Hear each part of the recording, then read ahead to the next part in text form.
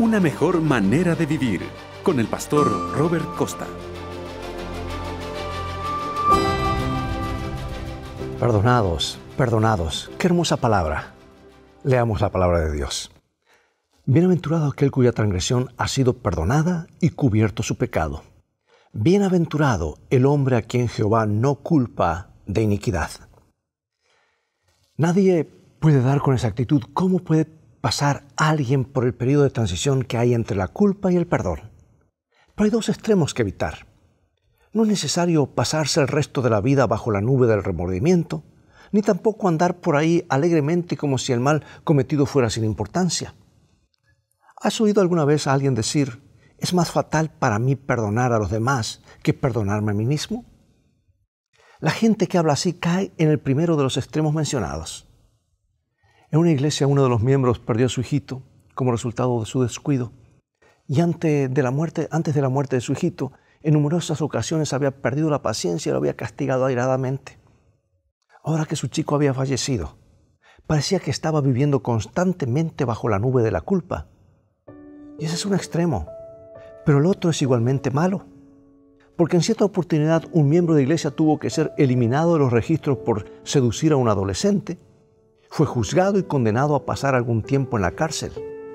Y después de cumplir su condena, asistió a algunas reuniones de evangelización y se rebautizó.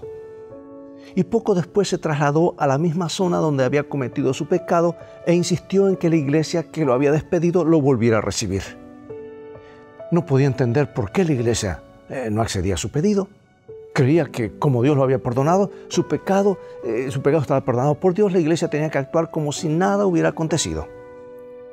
No quiso reconocer que los errores no siempre se pueden rectificar completamente. Si estos son los extremos que hay que evitar, entonces, ¿cómo tiene que actuar la persona perdonada? Las circunstancias varían tanto de un caso a otro que nadie podría decir en forma exacta, pero hay algo que es cierto. El verdadero cristiano jamás impondrá su presencia ni sus sentimientos a los demás. No andará por allí extendiendo un manto de tinieblas sobre otros por causa de lo que ha hecho, ni esperará tampoco que se lo acepte como si nada hubiera sucedido. Si su error produjo consecuencias permanentes, aceptará su suerte con la convicción de que Dios le dará gracia para soportarla. ¿No ocurrió lo mismo con Adán y Eva? Tuvieron que ser responsables de su decisión.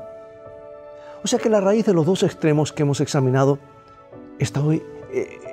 hoy es el yo, mi persona.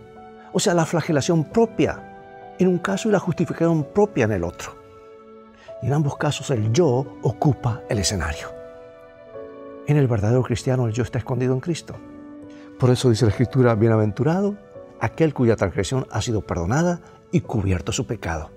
Bienaventurado el hombre a quien Jehová no culpa de iniquidad. El hacer morir el yo y permitir que Jesucristo reine en el trono del corazón es siempre una mejor manera de vivir.